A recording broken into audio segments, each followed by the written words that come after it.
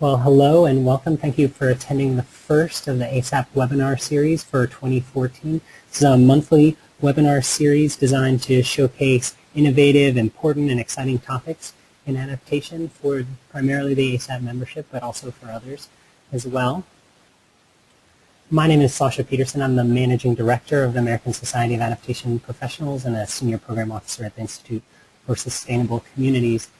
The American Society of Adaptation Professionals is generously funded by the Kresge Foundation and the MacArthur Foundation to bring you such topics as this and help provide an opportunity for practitioners and people working on adaptation across the United States to get together, meet, share information and promising practices, really build a professional field around adaptation in the United States.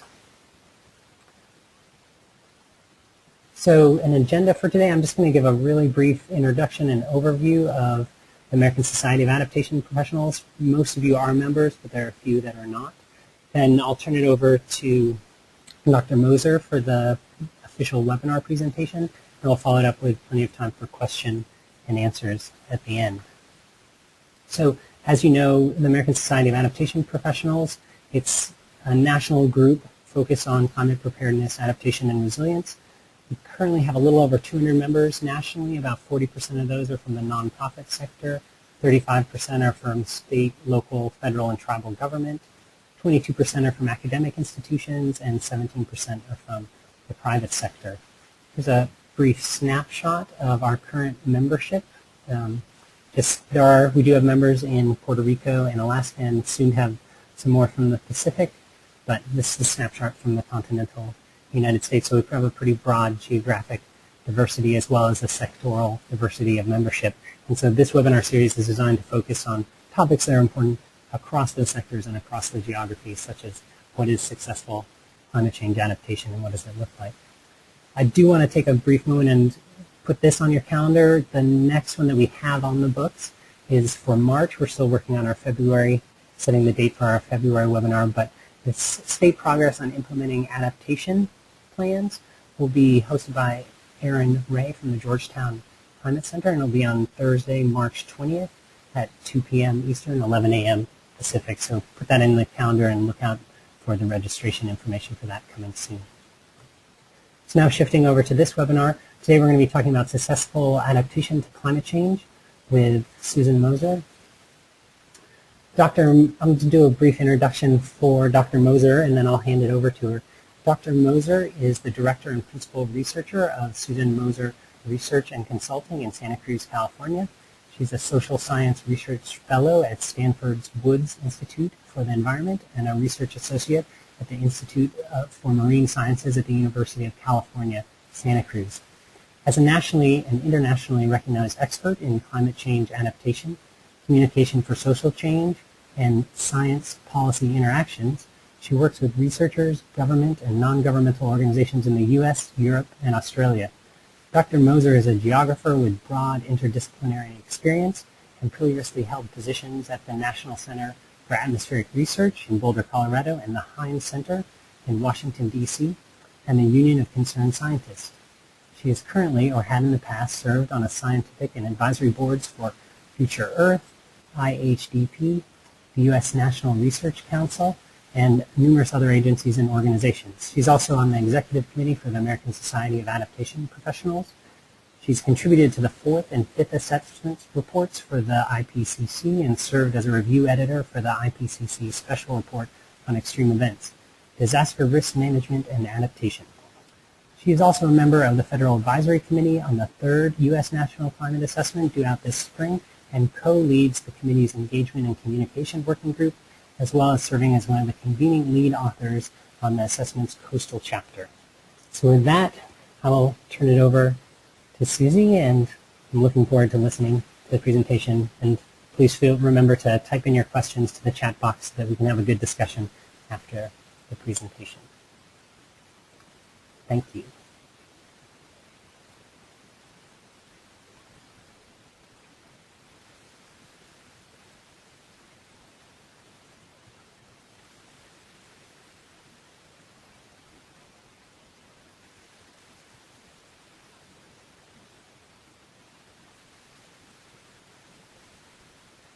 And Susie, I think you just need to click on share my screen.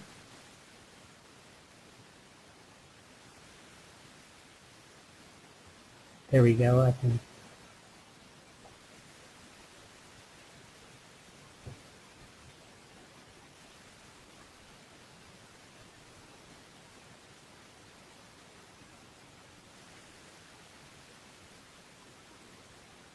All right, I can see the screen now, so you should be good to go.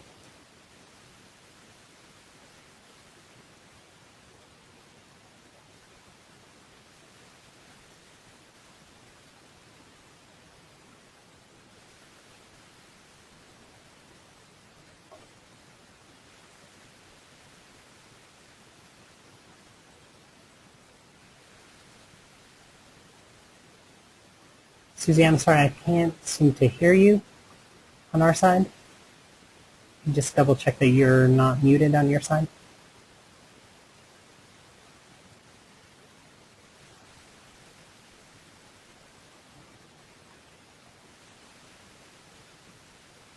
Sorry, everybody, hang on for a moment.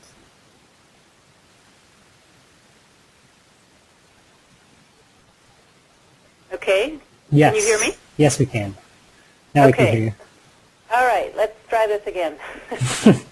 So I've given you my first thank you, which is to Sasha and to ASAP, and my second thank you goes to my co-editor, Max Boykoff from the University of Colorado in Boulder, who co-edited a book with me that I will make one of the bases for this presentation. It's a book called Successful Adaptation to Climate Change, and it has 18 chapters with contributors from all over the world, very multidisciplinary.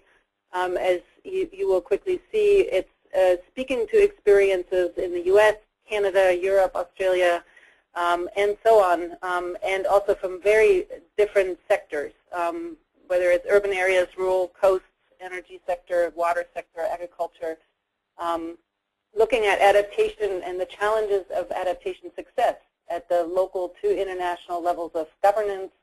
And what we talk about in this book are, what are we aiming for with adaptation? Because that has a lot to do with whether you think or not you succeed in reaching it.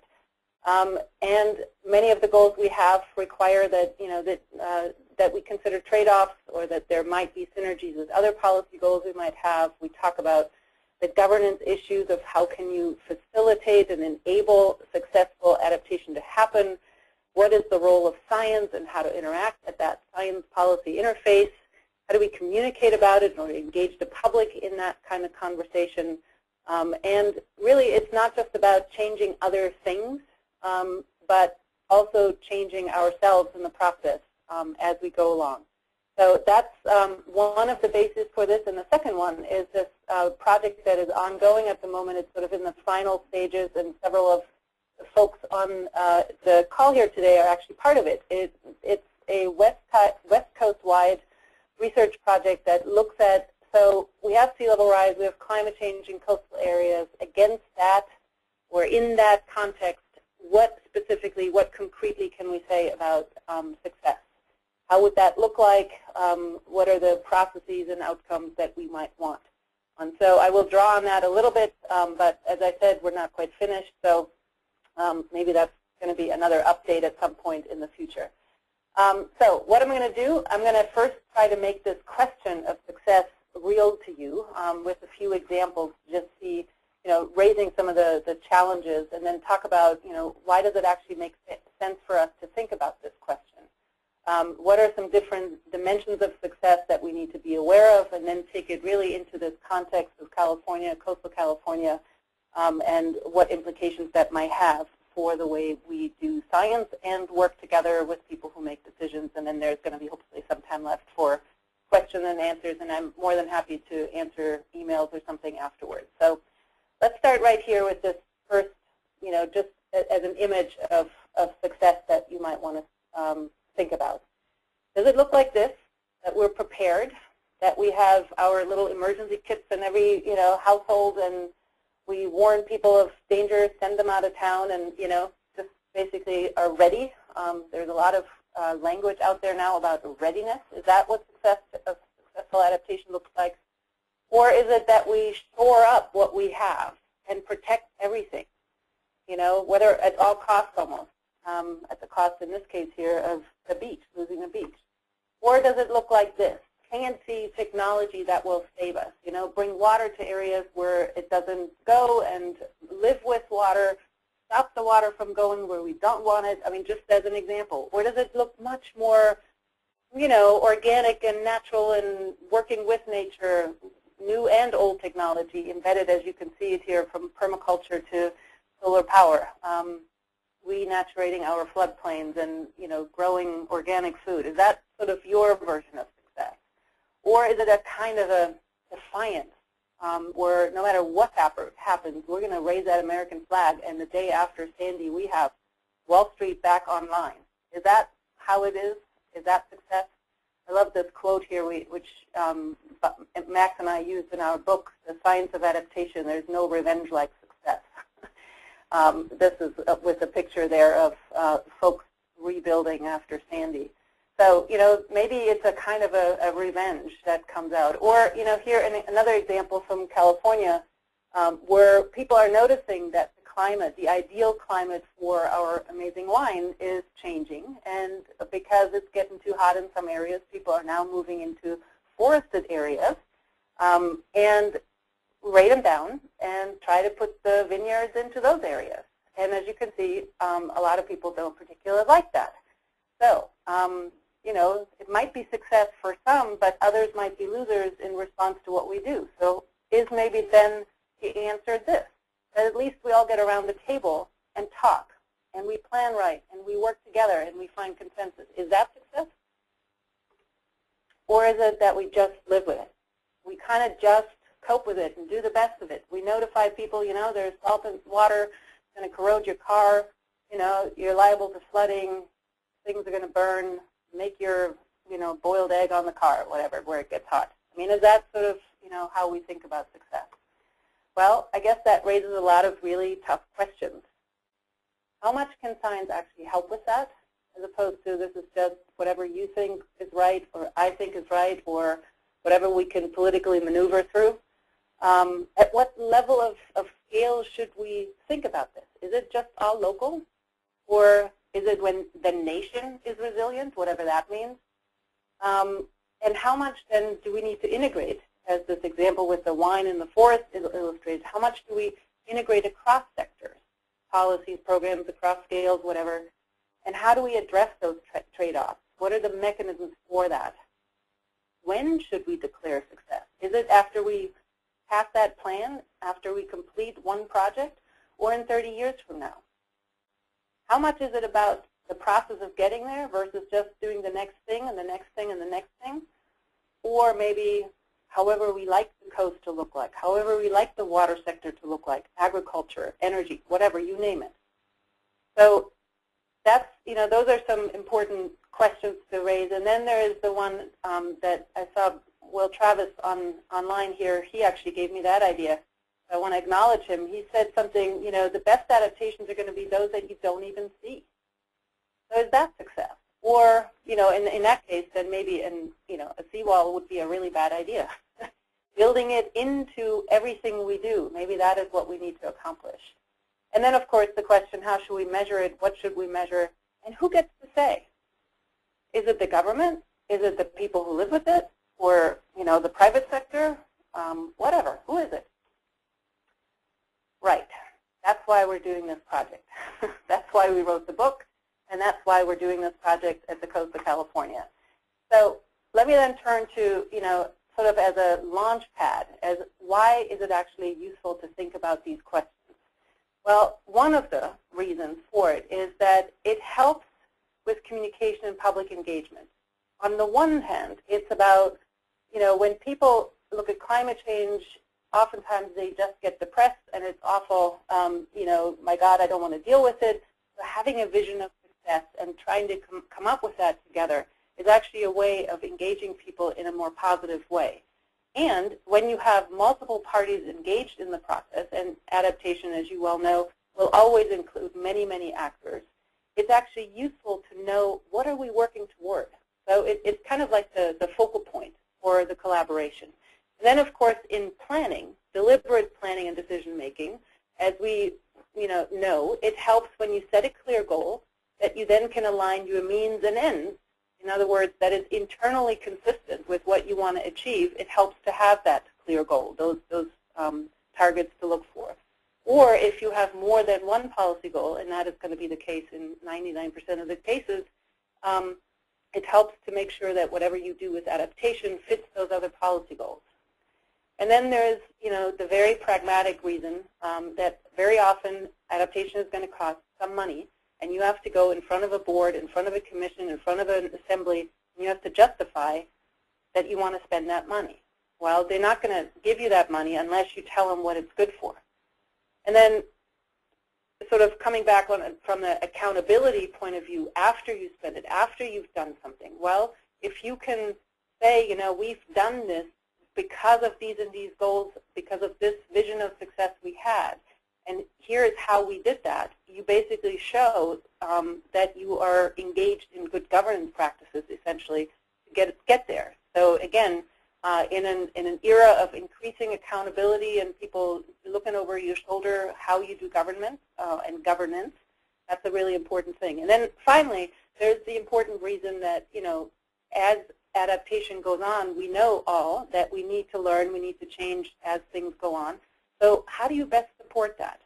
Well, by having a goal and then knowing how to get there, seeing maybe we fell short of it, we exceeded our goal, whatever, and making adaptive management decisions over time is another really good way to support that process. And I want to just say we recognize that there are lots of political sensitivities for putting out, a vision of success. What if you don't meet that? Is then somebody going to come and say, well, we're not going to give you any, excuse me for that, we're not going to give you any money anymore? So, those are important things to consider and why sometimes people don't put a vision of success out in front. So we looked at the literature and looked at what have people in the scientific literature said about it. And what you see here is that there's a body of literature that really looks at the adaptation process. What is a good adaptation process? How do you set that up? What are the conditions for that? There's a body of literature that looks at adaptation decisions. What is a good option, and how do you assess what is a good option, and then how do you make a good decision about that option? And then finally, there is, the question of adaptation outcomes. Do we like the outcomes in the end? Or if we can't say that, can we at least avoid making things worse? There was a first wave basically in the 90s and early 2000s that focused mostly on the first two of these. And more recently, essentially since the fourth assessment, you find more literature that focuses on the latter. But now come the complications. Things aren't quite so simple. And the first complication arises from the fact that we don't all agree on what adaptation actually means, and therefore what it should aim for, who should be involved, and which trade-offs you would consider. So let me give you 3 examples of typical interpretations, if you will. One is what we call the structural interpretation, that essentially is focused on infrastructure and on protecting what we got. Right here, I'll just give you the coastal example where a seawall or riprap, whatever, is there to protect our coastal communities.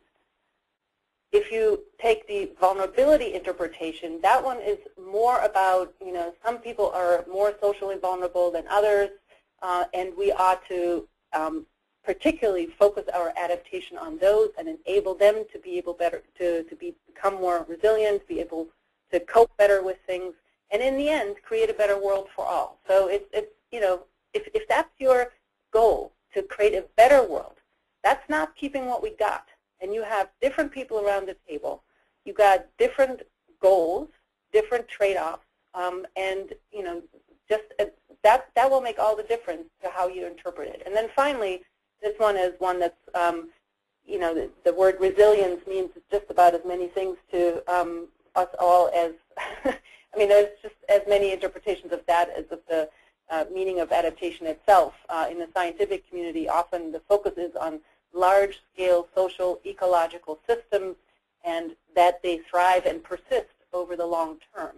Now, if that's the case, again, you might actually tolerate smaller disturbances like small disasters, in other words. But you might not, and you might do different things that is good for both nature and human communities in order to make them persist. So again, the issue that you have very different goals depending on what you mean by adaptation. And then the complications continue. There are some really pragmatic and common challenges to evaluation. The pragmatic ones are that very few projects, as you all know, in this country or elsewhere, set clear goals or establish a baseline. So if you want to, compare then what comes out of your project, but you didn't capture the baseline, you didn't say where you're aiming for, well, how can you say later that you succeeded? It's a lot of hand waving, but you could, you can say it's much more difficult to defend. Let's put it that way. Very few projects are far enough along to be assessed. Many of them, as you know, are just in the very early stages, lots of planning going on. Few projects include even a monitoring or evaluation component. And if they do, they might do that for 5 years maybe, but then nothing for 15 years, 20, 30, 50 years out. And as we know, climate change will not stop after 5. So those are the very pragmatic challenges we have so far with adaptation outcomes. The common evaluation challenges we share with lots of other evaluation is that you wonder when you should assess the effectiveness, as I just mentioned, in 5, in 10, in 50. What's the right time, or do you need to do it more than once? To establish actually that between what you did and what you see in the end on the land, in the in whatever sector you are looking at, that there's actually a causal connection between one and the other. And finally, that goes back to the question, who gets to say? For some people, an outcome might be really positive, while others may have actually lost something in the process. And so, there's no one simple answer. It's good or bad. And it goes on with the specific challenges related to climate change adaptation, which there's no endpoint. It's a dynamic, changing, directional change with climate change. There's possibility of tipping points. I'll come back to that later. There are cross-scale, cross-sector interactions. So if you succeed, say, in one sector, but it had negative impact on another, can you say you succeeded? Should we focus just on one climate risk, say coastal storms or flooding or something, or should we take drought and fire and health risks and everything else into account? Is it the changing risk profile that you care about, or the net risk that a community faces, or what should we look at? And of course, there's plenty of uncertainties, both about climate, about non-climatic changes in society, and about whether or not, what we in the future will tolerate in terms of risk or not. And then, of course, the criteria of what and for what purpose we should evaluate.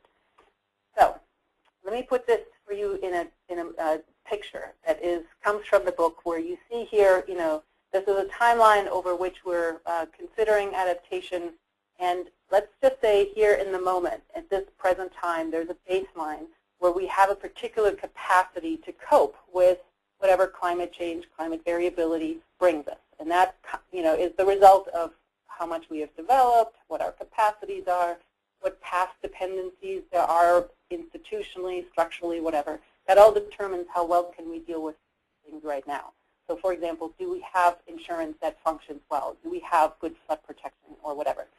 And then you bring in climate change, variability, extremes, and all of a sudden things get really challenging with the range of targets to aim for. What is the future going to look like? So as if you just extend that coping range forward, you can see that some of the dots are within it, and we would be fine, and with the current system as is, and some dots are outside that, and we are not prepared for dealing with those. But then you have additional non-climatic changes, events, influences, pressures, say a major economic crisis, just to give a really out-of-the-box example here, and all of a sudden that coping range changes as well.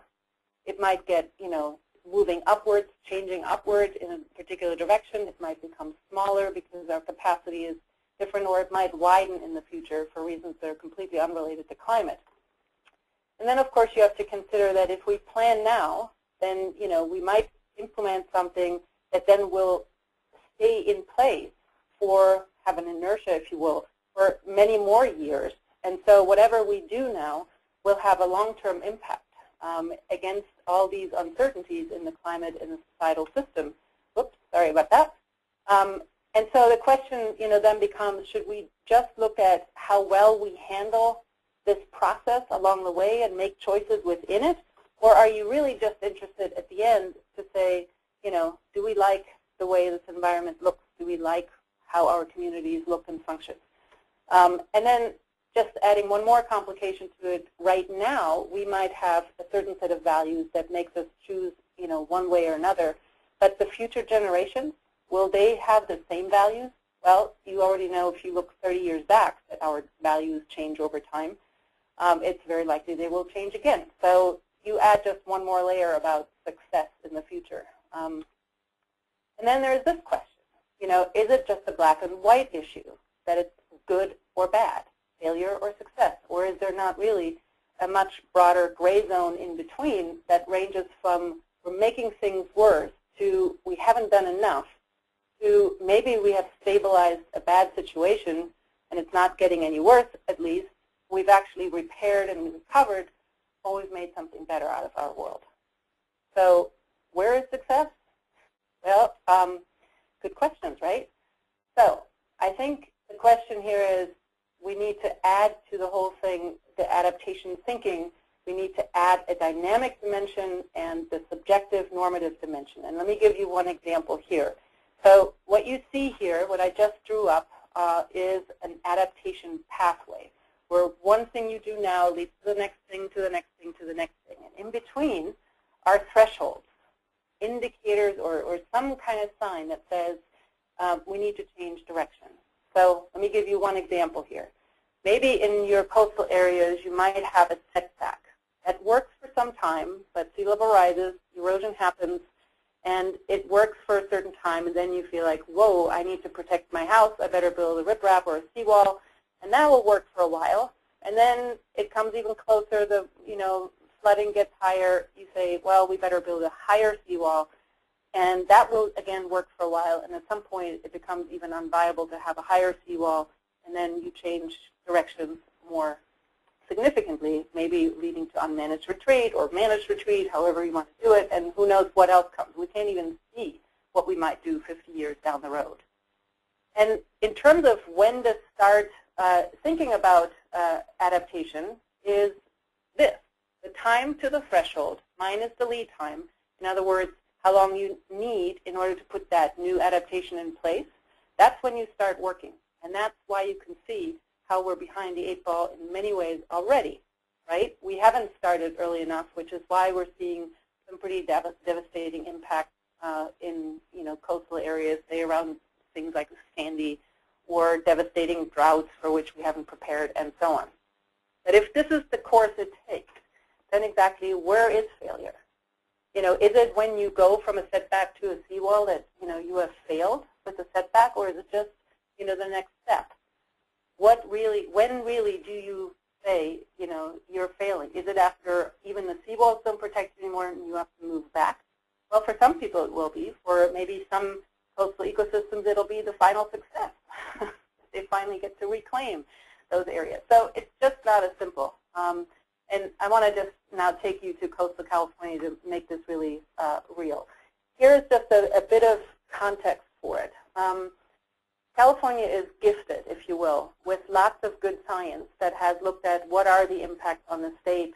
They've gone statewide and all the way to regions and local communities to look at some of the impacts. And those things over the last 10, 15 years or so have informed a lot of thinking about adaptation. The first one was the adaptation strategy in 2009, which is currently in draft form being updated. There was a task force that gave some advice on how to think about it. Then there was a planning guide that came out, and on and on it goes, right? So we're actually really well into the challenges. And in the context of coastal management, let me give you that reality check. We did a survey a couple years ago on how far along coastal adaptation is and what managers need. What basically they said is that coastal management challenges are serious as it is, and they're getting worse. The top 10 challenges that they identified, they expect to be exacerbated by climate change, like wetland loss and beach water quality declining, erosion, those sorts of things. And because the current management challenges are already all-consuming and pretty contentious, it makes adaptation planning and decisions quite difficult. On the other hand, coastal managers in the state are strongly supportive of thinking about adaptation and doing something about it. And what we found is that many of them are at least in some stage of being engaged on it. The minority had not yet begun to think about it, but most of them were trying to assess, what are the risks we're facing? Let's plan something. And then a few folks, 11%, said they're implementing some action on the ground. But as you can see, adaptation planning and implementation is still in the very early stages, and there's a lot more detail to the survey that made that point. But if you compare this, there was a similar survey about 5-6 years earlier. It was literally for the entire state of California. You could count on one hand how many communities or counties had started, and now the picture is this, that most of them actually are in some way engaged in thinking about it, planning for it, or actually doing something about it. And this is confirmed with a wider survey that is for all local communities in the state. There's an uptick of local jurisdictions doing plans, climate action plans, but most of them are not yet exclusively dealing with adaptation. Most folks don't have the staff capacity to actually deal with these sorts of things. And the key issues that prevent them is lack of financial resources, both for planning and implementation, and limited staff capacity. What they do is the sort of low risk, low return risk assessments, kind of readying the playing field, if you will, getting people to think about this and building up their own capacity to deal with it. They're not yet doing major policy changes or big visible actions on the ground. But there is emerging adaptation leadership, and that leads me then to this workshop that we've been doing and who we invited.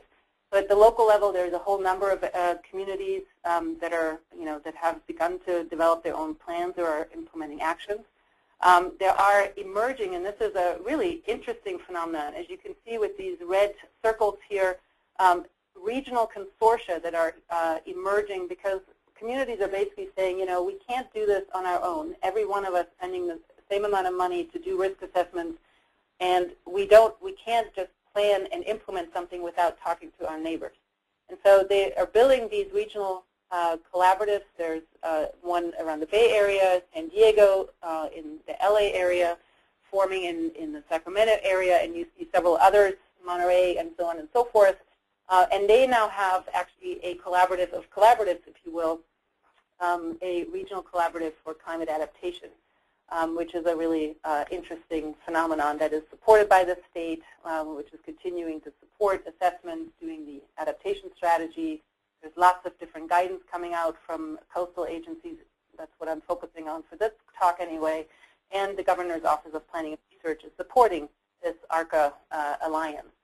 And then there is West Coast-wide collaboration. The federal agencies are involved, which is a big push in some areas, and of course NGOs and universities. So it's from those folks working on the state, having some experience with adaptation already, that we pulled together a workshop of practitioners. We interviewed them beforehand, and then we brought them together, maybe 30 or so folk, where we looked at some case studies, had group discussions, small breakouts, really interactive work and evaluations, and we're now in the process of synthesizing that. And so for the rest of this, I will tell you a little bit about what they said and what we've come up with. So the first answer that we actually get from most of the practitioners when you ask them what success looks like is this: I don't know, and laughing, sort of embarrassed. It's actually their question that led us to this project in the first place. But most of them actually haven't thought about it much, and most of their projects and efforts started from not a vision of success. If anything, that has emerged over time, but people are desperate to know what that is, and so that's why they all came, and then had actually lots to say. And basically, I'll just summarize this here in the shortest way to say some of the success is simply in building the capacity, getting to a place where you can start from. I mean, if that's sort of where, that fits very well with the survey that I mentioned before. And many said, the most important thing that I care about is that something gets done, something, just something. Others were more focused on saying, well, it all matters how we go about it, how we set up stakeholder engagement in the planning process, and how we bring the science in. And many of them repeatedly, and I would strongly support that from my own observation, it depends a lot on the people who are involved. Those people who are involved, the mindset of the people who get involved, who are leading the process, that is really, for me, a great indicator of success. Many others said something about the process, breaking down this overwhelming topic and keeping at it. And then, of course, there's the difficult question of the outcomes, what people wanted to see in the future. One of them I just keep remembering is I still want to eat oysters. And you can just go on from there, and you very quickly come up with 1,000 things people want, and they're actually more than what we've already achieved. So there's this very implicit recognition that already we're not doing so great, and we want something better in the future. And so we have actually changed, if you think back to that literature review-based graphic that had the 3 sort of blobs, we have changed that as a result of the working with people to look at the adaptation process, the decision-making, and then the implementation of steps, individual steps along the way, and ultimately what comes out of it, whether you still like the coast, if you will. But along the way, you need the capacity for each step along the way. You need appropriate capacity, and that will change over time. The capacity we need now is not the same as you need in 20 years from now. And along the way, you will face different barriers, and if you don't overcome them, you're not going to succeed. So overcoming barriers, building the capacity that will change over time, and staying vigilant and evaluating that over time, that is sort of the current thinking about the multidimensionality of success. So success is no longer just about having a plan or having a process or, I like my coast. It's all of these things that need to be looked at. And then you do that in the context of a really challenging climate. We need to remember that. The possibility of tipping points, irreversibilities, disruption that will come ever more frequently, things we didn't even think about, surprises, and it's going faster and it's bigger and involves more than we ever thought. And we have to think about longer time horizons because things aren't stable anymore. So how do you become adaptive? And here are some ideas about, building, if you will, adaptiveness into your systems that support ongoing adaptation. So vigilance, how would you translate that? Well, you have distributed, sensitive, effective detection of changes. If you don't see anything coming, well, then you can't prepare for it, you can't, deal with it, right? You're going to just cope with it. So building in vigilance through detection and monitoring systems. Building in learning. This is not something we generally do. Building up a learning culture is actually quite difficult. But deliberately, iteratively, and together with others, assessing the changes that are happening and evaluating whether what we're doing actually works, that, that continual process is a way to do that. And that's what you see happening right now, that there are these informal ways of coming together to do that. I think we can establish that even more formally and make that, if you will, a must. Not a regulation, but simply building that into our way of doing business. Thinking across sectors, coordinating across our silos is another piece to think together so that you can address the trade-off issues and build on the synergies. Time horizons, just building out 5 years to the next election or 10 years to the next general plan or 30 years because the mortgage says so, that may not be enough. You might have to have multiple longer time horizons so that you can think about when to get ready for the next step in the process. And then building into our institutions change. That's much more difficult because, institutions are meant to stabilize things. But to have more frequent, more rapid, more efficient planning, policy and actions, and requiring review, as opposed to, maybe just leaving that up to chance or to some great leader. Not, requiring perfection, but requiring learning in that way. So let me then close with one last thing, which is the question of how do you then measure success? How do we know we're moving in the right direction? Well, we didn't get in our program to the answer to that in this project because it's just bigger a question than we can handle. But one thing I would say is that we've come to a conclusion that just measuring for the sake of measuring is stupid. to put it real bluntly. We already don't measure all the things we're even required to measure. We don't track and monitor everything. But if you think about what do you need to look at in order to go, to support a particular purpose. And here I'm calling back to the purposes of thinking about success. So if you want to communicate and engage the public, then making progress toward a common vision, to consensus, to achieving something with the process itself, that might be something to look at. If you want to do deliberate planning and decision making, then the standards of good planning are good things to look at. Are you doing it correctly? Are you using the best occurrence sign? Are you aligning the means and ends? Are you minimizing negative impacts? You can measure these things, right? You can look at that. Or if you're trying to justify your adaptation expenditures, you might actually look at benefit-cost ratios, cost effectiveness, and how to build in non-monetized issues we don't know how to put a dollar label on. If you want to show good governance, then you, again, look at your accomplishments, savings, benefits, that you've been inclusive, transparent, very different measures than any of the other things that I mentioned so far. And finally, if you actually want to support your learning, then setting up a monitoring system and working toward and modeling for others that mistakes are not the end of it, that you don't get fired for maybe not reaching a goal, but that you learn something, that seems to be then the more important piece. So a couple of conclusions here. It's obviously the goal of this was to make it more complex, but it is complex. It's multidimensional.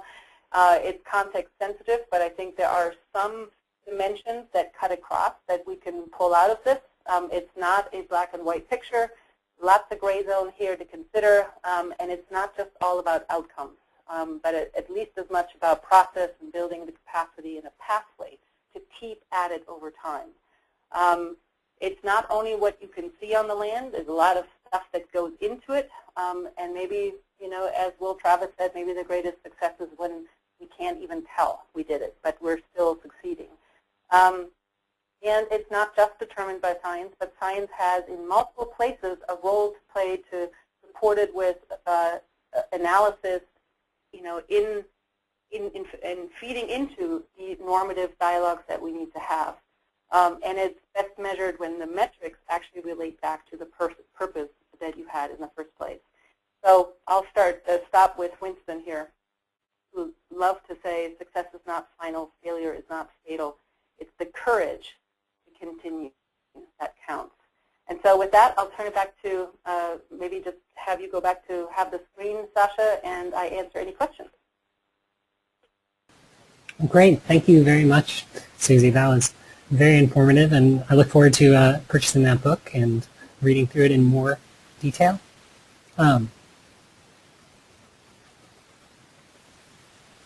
What I'd like to do now is remind people that we do have about 15 minutes, 10 to 15 minutes for questions, and I'm going to use the moderator's prerogative and change the format a little bit, so feel free to either write your question into the chat box and I can field them and pass them along to Susie, or if you want, you raise your hand and I'll be able to unmute you and you can ask your question directly. So we'll do both those options. If you're calling in via phone, you'll need to have entered the PIN. And so if you raise your hand and I see that I can't unmute you, then I'll just send you the PIN and you can type that in and you'll be able to ask your questions. But while people are thinking about that, I just want to ask the first question. So I really like the focus that came out of this work on both the process and the outcome, and looking at both sides of those and finding success in each facet of that. And one of the slides you brought up, that modified diagram where you had the 4 categories of progress on adaptation. And which one was that? You mean what we call the sandwich diagram with the 4 or the 6 boxes? Is that the one you mean?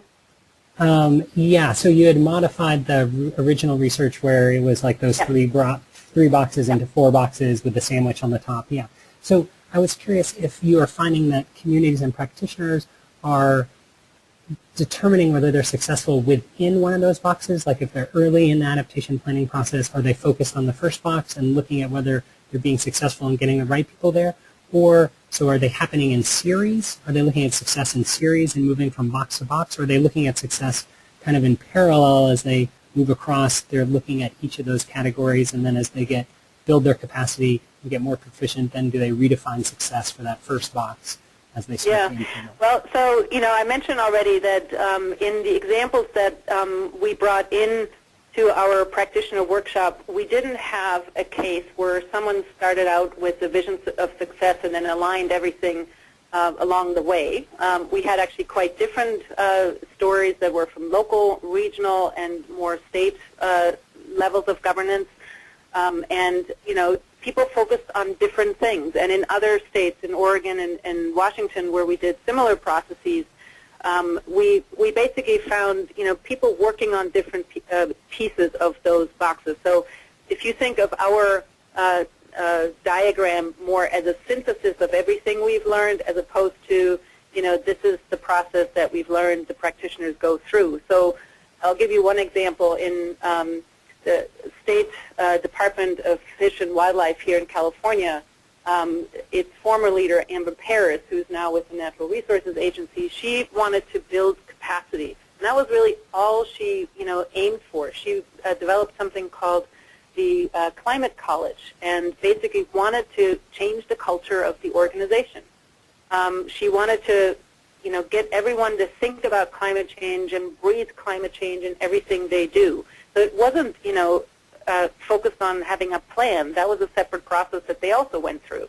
But that particular effort of hers was oriented toward building capacity up in one place, in that particular agency. And, and one of the interesting complications of that, in so many instances, our success measures are when you have a shovel-ready project and you implement it, when you have a plan, a document, when you have a product to show. That when you change people's minds, when you change the culture of an agency, what do you have to show for? That was one of her biggest challenges. How do you communicate that kind of success? The funders, in other words, the state assembly doesn't necessarily think that is success, but that's who she needs to impress on some level. So people were in very different places. Others, local communities, it's just doing the next thing, getting it into the work plan, getting one of those things done in the work plan. It's just the next thing, and they don't think about it so much. Many of them we observed, sort of came to this question of success through the lens of the agency they worked for. So if their mission was, to protect the coast or to restore some piece of the land or whatever, then that's the mission they have in mind. That's sort of what guides them, and all they're focused on is that next thing to do.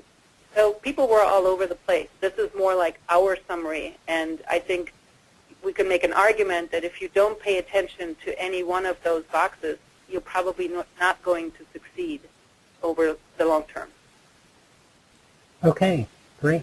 I'm going to turn it over, and Katie, if you have your microphone and want to go ahead and ask your questions about cities developing metrics.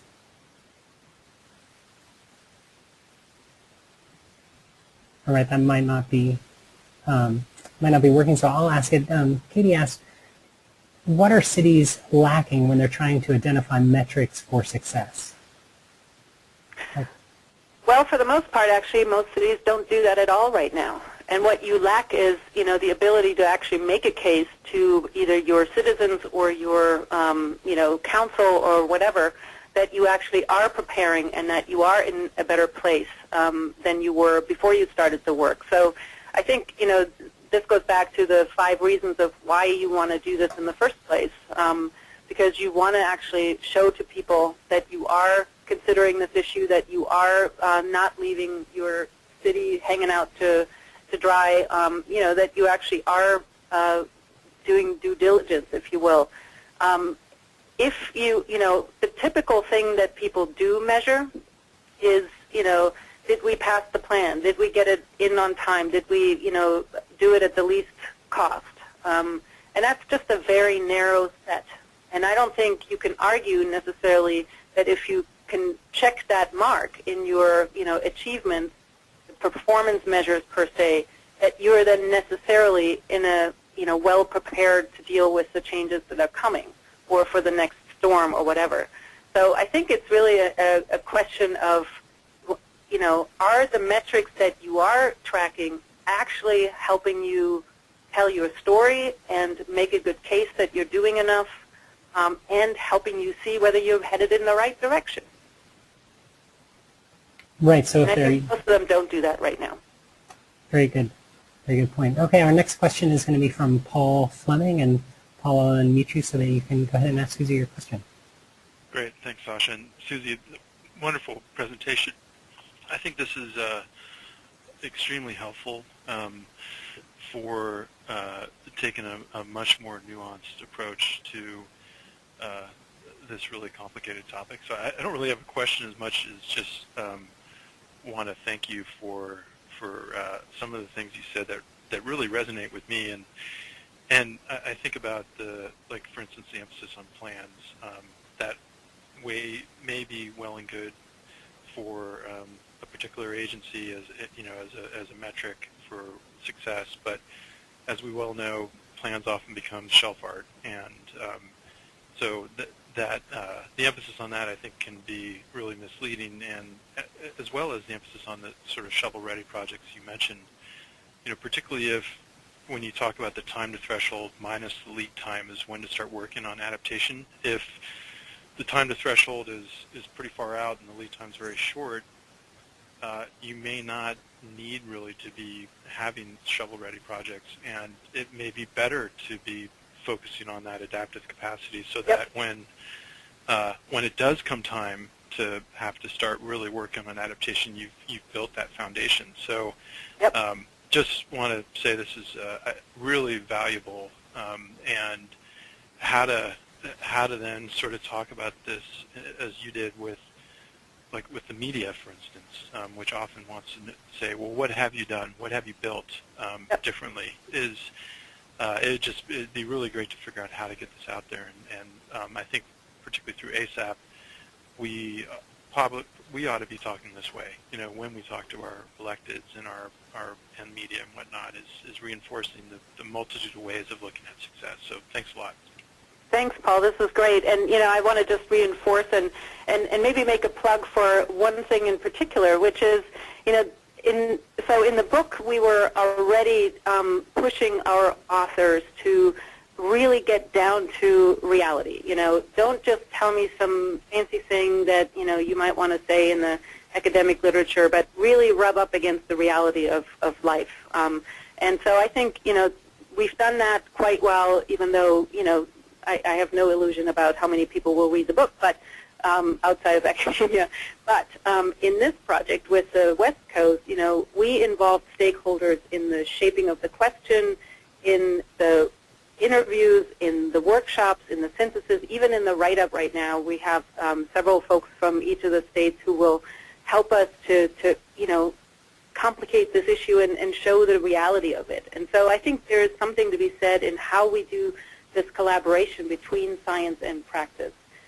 It gets that much more real, it's that much more relevant, and it then has the benefit, as you just said, to actually be useful when you have a result. You can go and use that in the way you now present to your board or council or whatever it may be. So I want to encourage all of us to really think about ways in which we can do this type of research a lot more often. Excellent. So I think we have time for one more question, and Stephen Klein has his hand raised, so I'll let him go ahead and take that question. Hi, Susie. This is Steve Klein from EPA in Corvallis here. Great presentation. I had a question about these collaboratives that are forming at a sub-state level and coming to the realization that they do need to collaborate in order to accomplish and not duplicate each other's efforts. What role has the state played in kind of acting and furthering that process? In other words, to create the platform to, allow these collaboratives to flourish, but achieve some efficiencies and economies of organization. Yeah, very good question.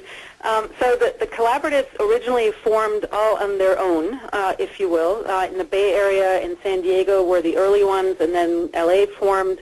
And then at some point, and I can't exactly speak to the exact meeting of when this happened, but I know, for example, that Bruce Reardon in the Bay Area was principally involved, who just said, what, it makes absolutely no sense for each of us to, invent this wheel on our own. why don't we get together? And, you know, at that time, there was already Mike McCormick within the Office of Policy and Research, which is in the governor's office at the state level, who said, you know, one of the key roles that the states can play is to support local efforts. And this vehicle, this sort of consortium of regional consortia, this alliance that I mentioned, ARCA, that is a really efficient way of supporting them, and then, you know, to provide maybe information or at least give them a forum. I do not believe, and I may be corrected by someone who knows on the phone, or if this comes back from Mike McCormick to me, you know, I don't think there is money involved where the state actually says, you know, here's the money and go forth and do it in a sort of direct way to this alliance. But I know that every time they get together and they have phone calls on a regular basis, that the state office is involved and sees its role really as, you know, learning from what's bubbling up from below so that they can then align their resources in better ways to support it. So it's pretty informal, if you will, and it's very much driven from the bottom up. But the state sits around that same table now. Well, great. Well, we're out of time for this webinar, so I want to just say thank you again, Susie, for bringing these questions to light and providing a nuanced discussion that hopefully will be able to continue through our ASAP meetings and affinity groups and continue to build on the work that you've already done. For ASAP, if you want to keep abreast of these type of conversations, please go to our website. Muted.